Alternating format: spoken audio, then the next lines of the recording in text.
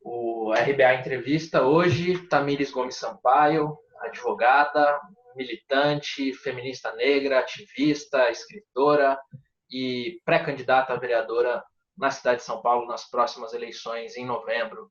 Bem-vinda, Tamires. Muito obrigada, Thiago. Para mim é um prazer estar aqui nesse bate-papo com você na RPA. Tamires, para a gente começar indo direto ao ponto, eu queria saber como é que você acredita que o poder público municipal e o legislativo em especial pode colaborar na promoção de uma São Paulo menos racista ou antirracista, como você gosta de dizer. Eu quero agradecer por essa pergunta, porque é isso, a construção dessa nossa pré-campanha, ela está baseada em uma cidade antirracista e bem viver em São Paulo, né? A gente, enfim, vive numa cidade que é extremamente diversa, né? É como se o mundo tivesse aqui em São Paulo, mas também é extremamente desigual. A gente vem acompanhando, em especial agora durante a pandemia, o quanto que desses mais de 300 mil pessoas infectadas pelo coronavírus aqui na cidade, a maioria são de bairros periféricos, majoritariamente negros, e as mortes confirmadas pelo coronavírus foram majoritariamente de pessoas negras, né? Acho que mais de 60% das mortes foram em pessoas negras. Isso sem a gente falar sobre a questão da segurança pública também na nossa cidade aqui no estado, que é uma segurança baseada numa lógica que o movimento negro já denuncia há muitos anos, de genocídio da população negra, em especial da juventude, que se reforça ainda mais com a gente tendo um presidente, um governador e um prefeito que promovem uma política de morte à periferia, né? O Dória, ele foi eleito e falou que assim, no primeiro dia da gestão dele, a polícia militar ia atirar para matar. Né? E eu falo sobre essa questão tanto sobre como o coronavírus ele impacta diretamente a população negra, como uma segurança pública também está relacionada a esse processo de genocídio, para dizer que o poder público ele tem um papel fundamental no direcionamento, né, dessas políticas. Seja a ausência de políticas públicas ou a presença de políticas que não estejam focadas a uma determinada população, gera esse processo de desigualdade, de morte, de violência na nossa cidade, em especial na periferia. Então, assim, para a construção de uma cidade antirracista, é importante que a gente tenha pessoas que tenham compromisso com essa política, sabe? Com o fortalecimento de políticas de promoção da igualdade racial, seja no poder legislativo ou no poder executivo. Então, pensando no legislativo, que é o nosso caso, né? A construção dessa pré-candidatura, assim, a gente precisa pensar, por exemplo, como vereadora, como a gente aprova projetos de leis voltados para a implementação de políticas de promoção da igualdade racial na cidade ou de fortalecimento dos projetos que já existem, né? Então, há pouco tempo, por exemplo, foi aprovado o plano de saúde integral da população negra aqui na cidade de São Paulo. Então, é importante que nós, né, já estou colocando como se nós, né? Mas enfim, que é importante como se os vereadores eles fiscalizem se esse plano de saúde integral da população negra está de fato sendo promovido, né? Se nos postos de saúde nas periferias o orçamento voltado para a saúde está chegando de fato nos bairros, que as leis, por exemplo, a Lei 10.639 e 11.645, que fala sobre a implementação, o estudo da história afro-brasileira e da cultura afro e indígena aqui nas nossas escolas, elas estejam de fato sendo implementadas ou não. A gente viu que só durante a gestão do Haddad que os professores passaram a ter formação para conseguir falar sobre esse conteúdo na sala de aula, e depois que a gestão acabou, acabaram essas formações. Assim. Então, a gente precisa retomar esse processo de implementação da Lei 10.639, porque quando a gente fala sobre combate ao racismo, educação é um dos principais pilares para isso, né? Uma outra medida que é fundamental está relacionada a repensar a política de segurança pública, né? Então, de construir uma política de segurança pública cidadã, que esteja baseado não na proteção do patrimônio em detrimento de vidas negras e jovens da periferia, sabe? E sim de garantia de direitos, de garantia da vida, de garantia da liberdade, garantia da cidadania da população, né? Uma política de segurança que é construída, inclusive, junto com os munícipes, né? Através do fortalecimento de conselhos de segurança, dos conselhos que tem no bairro, com a atuação junto com os movimentos sociais, porque quando a gente fala de segurança cidadã, não basta apenas a formação em direitos humanos para os agentes de segurança, porque formação ele já tem. Né? O que a gente precisa reforçar é transformar essa lógica da política de segurança, garantir que exista a participação popular no controle, inclusive, dessa gestão, assim, né, do que é essa política. E também um outro ponto que eu acho que é fundamental e que, inclusive, está relacionado à segurança é a valorização da cultura, sabe? Da cultura da periferia. A gente vive num país e numa cidade que promove uma criminalização da cultura periférica, né? Uma criminalização da juventude negra, uma criminalização da cultura negra. E isso precisa acabar. A gente precisa construir projetos de fortalecimento e de valorização dessa cultura, porque isso, inclusive, traz uma série de ações, né? Traz um espaço mais seguro para o bairro, promove um processo de geração de emprego e renda que agora, diante da pandemia, é fundamental para o momento que a gente está vivendo, e também está relacionado, inclusive, a gente disputar uma lógica, né, ideológica, um processo de formação, porque eu já acompanhei alguns slams e sarais e, cara, eu aprendi muito mais em letras de poesia, sabe, em slam, em música, em sarais, em batalhas de rap, do que horas e horas de discursos políticos, sabe? Então, a cultura ela tem um potencial de formação e de transformação fundamental que precisa ser valorizado e fomentado pelo poder público também, assim. E aí, assim, eu tô te falando várias questões, porque é isso, assim, a construção de uma cidade antirracista, ela passa por uma série de áreas, né, da cidade. Passa por uma transformação da estrutura social também, né? E aí, assim, a gente pode até falar um pouco sobre isso, porque passa necessariamente para a gente repensar o nosso sistema político, econômico, jurídico, né? Sobre essa disputa da cultura ideológica que predomina na nossa cidade. E aí, o poder público municipal tem uma série de competências, né? De assuntos que podem interferir nisso. Né? Mas essa mudança, sabe, essa construção antirracista, ela é muito maior, né? Passa por um movimento da sociedade como um todo. Seguindo mais ou menos no mesmo tema, Tamires, na gestão Dória, a Secretaria de Promoção de Igualdade Racial foi incorporada à Secretaria de Direitos Humanos e Cidadania. Essa perda de status refletiu também na perda de importância dessa agenda? Houve retrocessos nas políticas públicas de combate ao racismo? Com certeza houve retrocesso, Thiago. Inclusive, é isso, né? Na gestão do Haddad foi criada a Secretaria de Promoção da Igualdade Racial. Quando a gente tem uma secretaria, assim como durante o governo Lula, né, que criou a CEPIR com status de ministério, né, a Secretaria Especial de Promoção de Políticas de Promoção da Igualdade Racial, assim como a SMPIR aqui, Secretaria Municipal de Políticas de Promoção da Igualdade Racial, aqui na cidade, elas primeiro destacam que o prefeito, o presidente, o governador, ele tem um compromisso com essas políticas, né?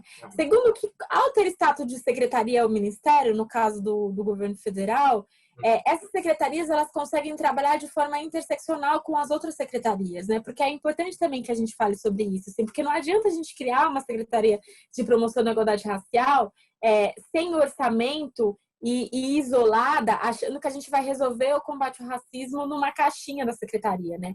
Como eu comentei, o combate ao racismo, né, e essa promoção de políticas de promoção da igualdade racial, ela necessariamente precisa estar ligada a uma série de setores, né? Está relacionado com geração de emprego, está relacionado com a saúde, está relacionado com a educação, com a cultura, com o meio ambiente, né? Com todas as secretarias da prefeitura, sabe? Da gestão. Então, foi um retrocesso muito grande a retirada, né, da secretaria, a retirada de status, né, e transformação em coordenadoria durante essa gestão do Dória, mas é importante que a gente entenda que, para além da criação da secretaria, a gente precisa garantir orçamento para essa secretaria e, principalmente, que essa secretaria tenha uma articulação com todas as outras.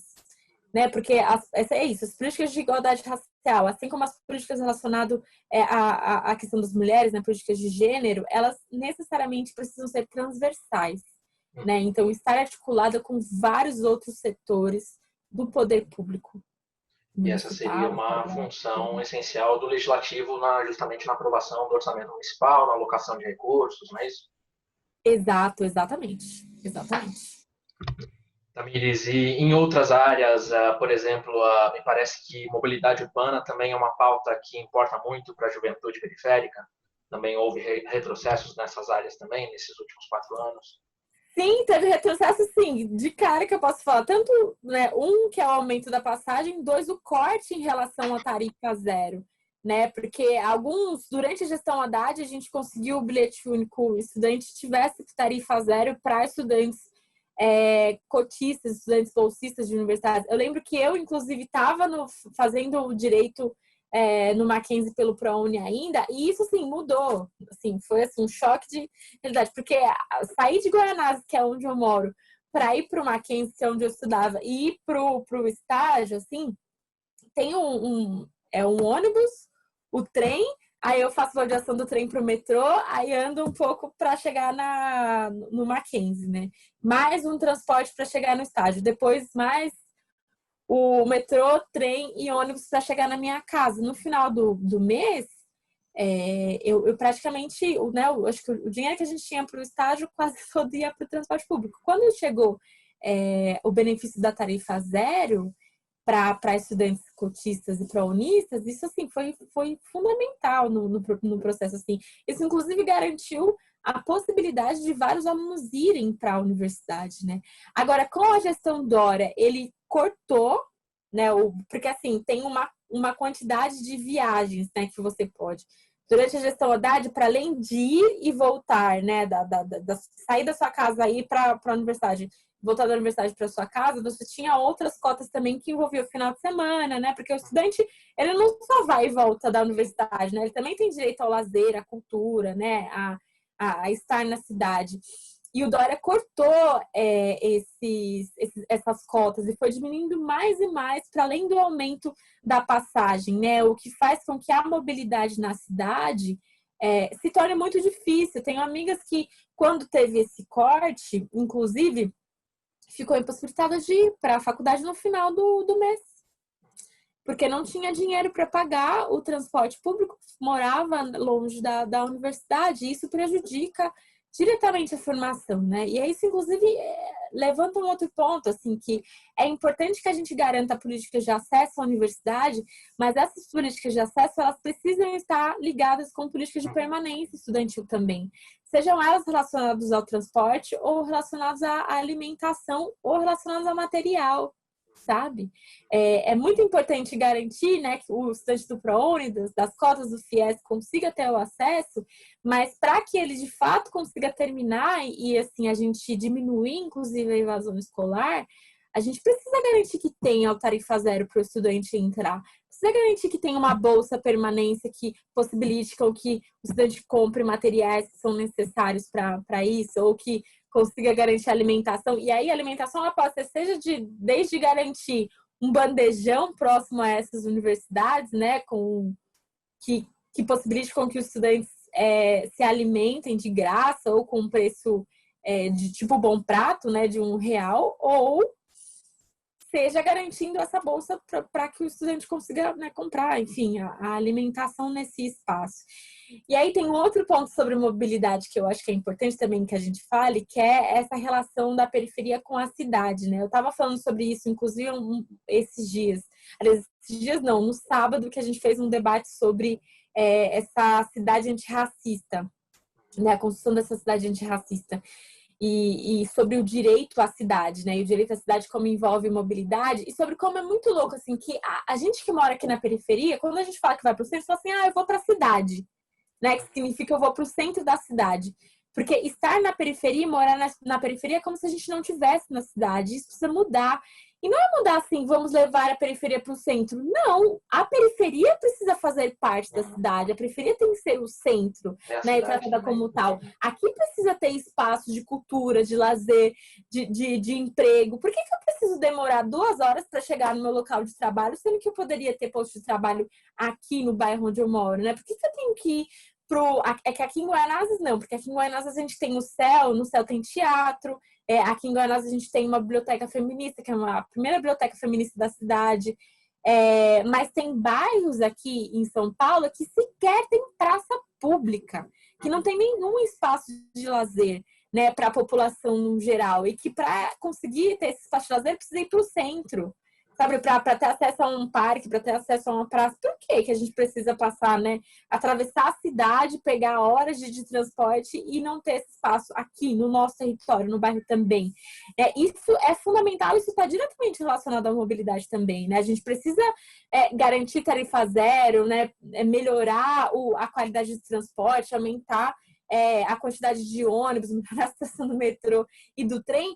Mas a gente também precisa fazer com que as periferias, né, esses bairros periféricos, eles tenham essa potência de vida que já existe aqui fomentada, né? Que tem um espaço de cultura e lazer também para que as pessoas que moram aqui também tenham acesso a isso próximo de casa, sem ter que ficar 2 horas no trem, né? Que tenha postos de trabalho também nesse espaço, porque é isso. Para que a gente tem que atravessar a cidade para ter acesso a isso? E universidade também tem que ter nas periferias, né? A gente não precisa ir para o centro ou ir para outra cidade, às vezes mudar de local para ter acesso ao ensino superior, sabe? Eu acho que isso está relacionado assim à cidade que a gente quer, como a gente constrói, como a gente ocupa esse espaço público, né? Que está relacionado à mobilidade também. Esse é um pouquinho do conceito de bem viver que você traz na campanha, é isso?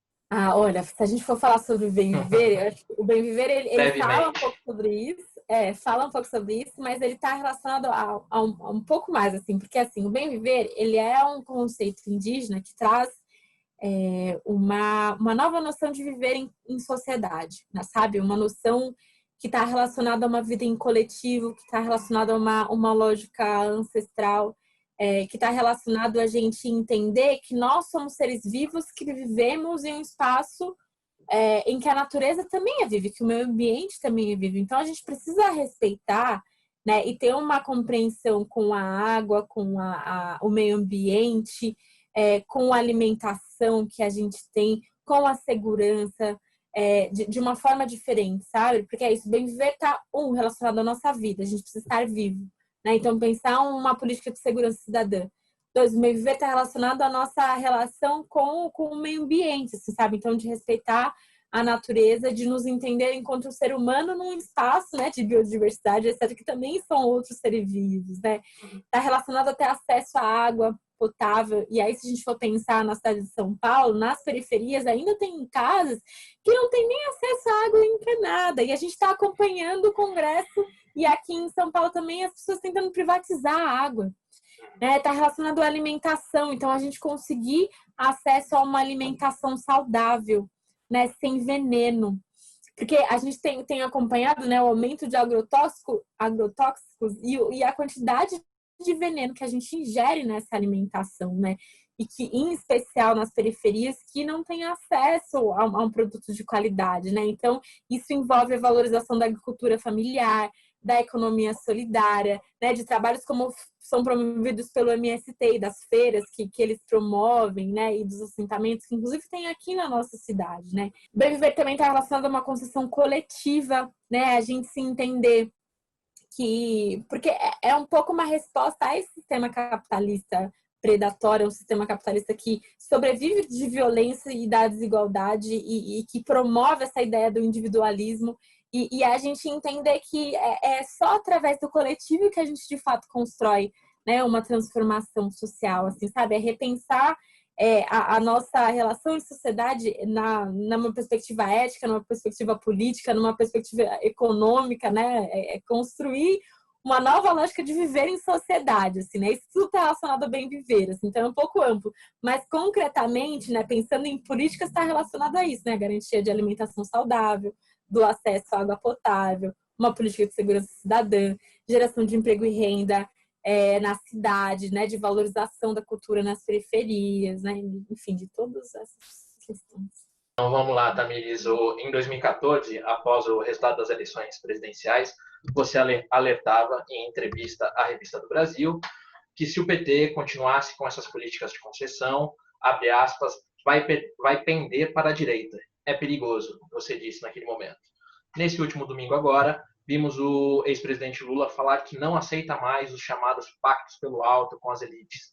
Está havendo uma mudança de prática e de discurso no PT? Olha, Thiago, de 2014 para cá aconteceu bastante coisa, né? De 2014 para cá, a gente acompanhou o golpe contra a presidenta Dilma, né, em 2016. A gente acompanhou a prisão do presidente Lula em 2018, a fraude eleitoral das eleições de 2018, porque essa prisão ela foi para impedir que ele fosse candidato e voltasse a governar o país. A gente acompanhou o Bolsonaro sendo eleito e promovendo essa política de morte. E eu acho que todos esses processos, sabe, de 2014 para cá, eu espero que fizeram com que o PT, né, a nossa direção nacional, acho que em todos os níveis, assim, e os movimentos sociais que constroem junto com o PT, né, a nossa base social, entendesse a importância de fazer uma guinada mais à esquerda, né, de que tem uma parcela da sociedade brasileira que não aceita, que não suporta as transformações sociais que o nosso governo fez e que não mede esforços para retomar e reconstruir um Brasil como era no passado, sabe? Eu, durante a graduação, inclusive na época que eu fiz essa entrevista, quando eu ainda era presidenta do centro acadêmico, teve gente da minha sala, do Mackenzie, que falou na minha cara que achava um absurdo que uma estudante do ProUni estudasse na mesma sala que ele, que teve as melhores escolas particulares pagas pelos pais, e eu, como era estudante de escola pública, que não teve uma educação de qualidade como era dele, ajudava para diminuir o debate, a qualidade do debate na sala de aula, sendo que a gente sabe que os estudantes pró-unistas, os estudantes cotistas, eles, muito pelo contrário, assim, eles elevam a qualidade do debate, eles têm as melhores notas, né, ou iguais ou melhores notas do que estudantes não cotistas, não pró-unistas, assim, mas eu sempre trago essa lembrança e eu não esqueço disso, porque isso me faz lembrar assim, olha, Tamires, existe uma parcela da sociedade brasileira que não suporta que você, uma jovem negra da periferia, que estudou a vida inteira em escola pública, ocupe espaços como é o Mackenzie, né? Se forme em Direito no Mackenzie, se torne mestra em Direito Político no Mackenzie, seja escritora. Você, quando me apresentou agora, né, falou advogada, não sei o que, escritora. Eu até levei um susto, assim. Você fica assim, nossa, né, é verdade, sou escritora. Publiquei um livro com 26 anos, graças ao ProUni, graças à bolsa da CAPES, que garantiu com que eu terminasse o mestrado, assim, graças a essas políticas públicas do PT, sabe, que transformaram o nosso país. Mas essa transformação, ela gera uma reação também, sabe? E o processo do golpe de 2016 e a eleição do Bolsonaro em 2018 e todos esses processos que a gente está vendo agora, né, de desmonte das políticas sociais, de PEC do teto dos gastos, né, em saúde e educação, de reforma trabalhista, reforma da Previdência, do aumento da violência policial e do aumento da violência, inclusive no discurso, né, da autorização da violência no discurso de chefes de Estado, né, do presidente, do governador Dória. Tudo isso é uma reação a essas transformações que aconteceram, sabe? E aí, a única forma de reagir a isso é você entender que, veja, tem uma parcela que de fato não suporta, não aceita e já está tentando, né, fazer com que a gente volte, né, promove um processo de retrocesso. E eu preciso, né, partido político, movimento, esquerda, que tem compromisso com o povo, né, preciso fortalecer, né, se fortalecer com as nossas bases, com os nossos movimentos, né, com quem de fato tem compromisso com essas transformações sociais, né, e isso necessariamente direciona para uma guinada à esquerda, sabe? Eu fiquei assim encantada com o pronunciamento do Lula, por exemplo, no 7 de setembro, em que ele fala sobre o genocídio da juventude negra, em que ele fala sobre a necessidade de construir uma política, né, de valorização do meio ambiente em respeito às comunidades e à cultura dos povos indígenas aqui, que fala sobre a necessidade, né, de reconstrução de um pacto nacional e que dialogue com toda essa nossa diversidade, sabe? Isso eu acho que é fundamental nesse período em que a gente está, né, nesse período em que o debate das vidas negras tem aumentado cada vez mais, em que a necessidade, a urgência de lutar pela proteção da Amazônia, do Pantanal, tem crescido mais ainda. É isso, o governo Bolsonaro está promovendo um processo assim, de queimada total na Amazônia, no Pantanal. A gente tem visto uma série de notícias, e aí o Bolsonaro, quando vai perguntar sobre isso, ele dá risada. Né? Hoje eu vi uma entrevista, estava vendo um vídeo sobre isso, perguntaram para ele sobre a situação do Pantanal e ele riu. Então, assim, isso demonstra o descaso com que o presidente do Brasil tem com a vida da população, com a nossa natureza, logo com a nossa soberania, sabe? Não tem apreço algum. Ontem, no dia 7 de setembro, dia da independência, teve uma série de manifestações da direita, da galera que era pró-Bolsonaro, inclusive o ato que o Bolsonaro foi participar com bandeira dos Estados Unidos, né? Que independência é essa?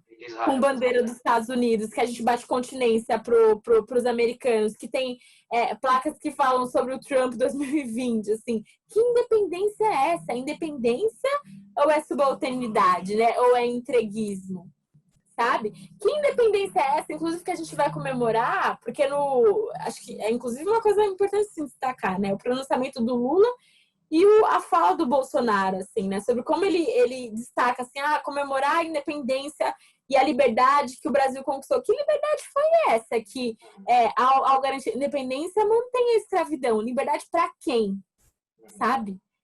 Acho que os dois discursos, duas falas, né, promovem, inclusive destacam a diferença de projeto que os dois têm, que é a polarização que a gente está vivendo hoje, né? De um que promove uma política de morte que assassinou 130 mil pessoas pelo coronavírus, e eu reforço que é um assassinato, porque se a gente tivesse um presidente da República que tivesse compromisso com a vida da população, a gente não chegaria nessa situação que a gente está hoje. E o outro, que é ex-presidente, que sofreu um processo de perseguição, ainda sofre um processo de perseguição jurídica e política, que é o presidente Lula, mas que de fato entende o nosso país, né? Entende a diversidade, quais são de fato os desafios, e que tem projeto para responder a esses desafios que a gente está vendo, que é o presidente Lula. Tamires, para finalizar, antes da sua pré-campanha, a sua empreitada anterior foi justamente a publicação do livro Código Oculto, Processo de Racialização e Obstáculos à Cidadania da População Negra no Brasil. O título é um pouco autoevidente, mas eu gostaria que você falasse um pouquinho sobre o objeto de estudo desse livro. Aqui. Muito feliz. Esse livro aqui, ele é resultado da minha dissertação de mestrado, que foi resultado do meu trabalho de conclusão de curso da graduação, uma continuação na realidade, né? Quando eu entrei na faculdade, enfim, voltando um pouco, né? Eu sou filha de uma militante do movimento negro, que sempre me levou para as atividades desde pequenininha. Né? Então, quando eu entrei na faculdade, que eu comecei a militar no movimento estudantil, que eu me filiei no PT, comecei a militar na juventude do PT, e tive acesso à galera do movimento negro, e passei a militar no movimento negro, eu sempre procurei trazer as pautas do movimento negro para a academia também. Porque eu quis fazer direito porque eu queria, de alguma forma, ajudar, né? A mudar a sociedade, assim. Eu entrei querendo ir para o Ministério Público, achando que o Ministério Público era o espaço defensor da sociedade. Aí, quando eu entro na faculdade, eu percebi que o Ministério Público, na realidade, ele age muito mais como carrasco do Estado do que como defensor, né, da sociedade de fato. Mas o direito penal, né, a criminologia, eram sempre matérias que me interessavam muito, né, a segurança pública. E aí, estudava sobre isso na academia, e no movimento a gente lutava contra o genocídio da população negra, em especial da juventude negra. Então, durante a graduação, eu falei, não, eu quero estudar sobre isso. Eu quero como que através do direito, que de certa forma é um instrumento de manutenção dessa estrutura social que é desigual e violenta contra a população negra, mas como que eu posso utilizar o direito para combater essas violências? Será que é possível? E aí, durante a graduação, o meu TCC, meu trabalho de conclusão de curso, foi sobre o genocídio da juventude negra e segurança pública cidadã, né? Sobre como a gente pode construir um sistema de segurança pública que não seja essa que sobrevive à violência, né? Que é uma segurança baseada na violência da juventude negra.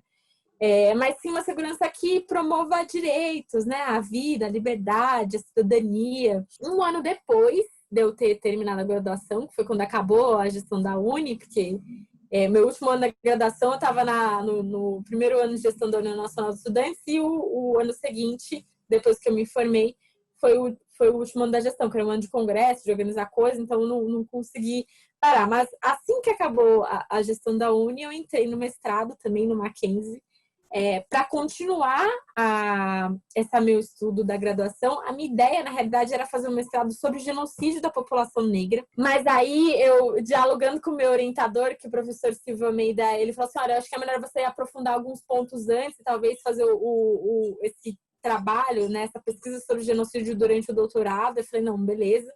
E aí eu falei, vou focar na política criminal e vou estudar mais sobre racismo estrutural e sobre como a política criminal ela atua para esse processo do que eu chamo de genocídio da população negra, né? Então, o meu mestrado, né, a dissertação de mestrado que resultou nesse livro aqui, Código Oculto, ele fala um pouco sobre a história do nosso país, sobre o período escravocrata, sobre a resistência, né, a luta da população negra pela abolição, sobre como após a abolição não existia um processo de inserção da população negra na sociedade, muito pelo contrário, existia um processo de criminalização, né, de encarceramento, de exclusão social e extermínio, que ainda persiste até os dias de hoje. Né? E sobre como o racismo estrutural se forma na nossa sociedade, de como ele se relaciona com essa política criminal brasileira, né? E promove esse processo de genocídio. Inclusive, garante um processo de obstáculo à cidadania plena, de fato, da população negra no Brasil, sabe? Então, o livro ele fala um pouco sobre isso, sobre a relação do racismo com a política criminal, sobre como a política criminal, através dela, né, principalmente dela, existe um processo de genocídio da população negra aqui. E eu termino falando sobre a segurança cidadã também, né? Sobre como um dos pilares para o combate a essa política racista e genocida. Durante o processo do mestrado, né, da construção da dissertação do mestrado, eu descobri que eu estava com câncer no ovário, então eu passei por um tratamento de câncer. Eu tive que ampliar um pouco o prazo, né, tanto para a qualificação quanto para a própria defesa do mestrado, por conta do tratamento. Mas, assim, hoje eu estou bem, deu tudo certo. Foi um processo de cura e de criação também, de certa forma, né? E no ano passado, na defesa, eu já fiquei assim, nossa, não acredito, deu certo. E fui aprovada, indicada para publicação. Quando eu encontrei com o Rafael Valim, que é o editor-chefe da editora Contra a Corrente, ele falou assim, olha, gostamos do seu livro, vamos publicar. Já fiquei assim, nossa, que legal. E aí eu fui começando a dialogar com algumas pessoas que eu achava que era importante estar junto comigo nesse livro, né? E aí falei com o presidente Lula, falei, Lula, olha só, consegui terminar o mestrado, eu vou publicar ele em livro, você topa fazer a apresentação? E ele topou na hora fazer a apresentação. Então, a apresentação do livro é do presidente Lula. E não poderia ser de outra pessoa, porque é graças às políticas públicas do governo dele que hoje eu tive a oportunidade de lançar esse livro. O prefácio é feito pelo professor Silvio Almeida, que foi meu orientador do mestrado, né, fundamental no processo de construção dessa dissertação, de toda essa discussão que a gente promove, né, no livro. A contracapa do livro ela foi feita pela Matilde Ribeiro, que foi a primeira ministra da CEPI, da Secretaria de Promoção da Igualdade Racial, do governo Lula, e que é uma referência para mim no movimento negro, então para mim é uma felicidade estar nela. E o pós-fácil do livro, ele é escrito pelo Humberto Fabretti, que foi o meu orientador do TCC, né, desse trabalho sobre segurança pública e sobre genocídio da juventude negra. Assim. Então, para além da felicidade assim, de publicar um livro, de publicar um livro junto com essas pessoas que foram fundamentais nessa trajetória, sabe? Tanto da academia quanto da política. Então, eu estou muito, muito empolgada mesmo. A gente já tem feito algumas, né? Teve o lançamento junto com o Silvio na semana passada, era para o presidente Lula participar também, mas ele teve um imprevisto de última hora e não conseguiu. Vamos ver se a gente marca uma outra live com ele. Agora, com a construção da pré-campanha, fica meio maluco, né? Porque é isso, a gente precisa Coincidiu construir, as duas dialogar com coisas, o né? projeto. O lançamento do livro e a campanha. Mas está sendo uma coisa legal também, né? Porque às vezes, né, tem algumas pessoas que a gente consegue dialogar por conta do livro, né? Por conta do tema, e aí a gente se introduz a partir disso, e aí depois fala sobre. Porque o livro, de certa forma, né, ao falar sobre racismo, ao falar sobre segurança cidadã, está pontuando sobre temas que são centrais, né, na construção dessa pré-campanha que a gente está fazendo aqui, né? Então, pode até parecer coisas diferentes, mas são projetos que estão muito alinhados. Perfeitamente. Conversamos aqui hoje com Tamires Gomes Sampaio, pré-candidata a vereadora pelo PT na cidade de São Paulo. Queria agradecer, Tamires. Uma boa sorte na próxima empreitada. Obrigada, Thiago. Para mim é um prazer dialogar aqui com vocês novamente. Eu fui até buscar, né? Eu tenho até hoje a Já é da casa. edição da revista, né? De quando eu fui presidente do centro acadêmico. Para quem acompanhou e não me conhecia e quer saber um pouco mais sobre esse nosso projeto, dialoga com a gente nas redes sociais, né? Pode mandar DM. Eu sou Tamires Sampaio, @soutamires.sp no Facebook, no Instagram, no Twitter. A gente está lá nas redes e bora dialogar para construir essa cidade antirracista e o bem viver em São Paulo.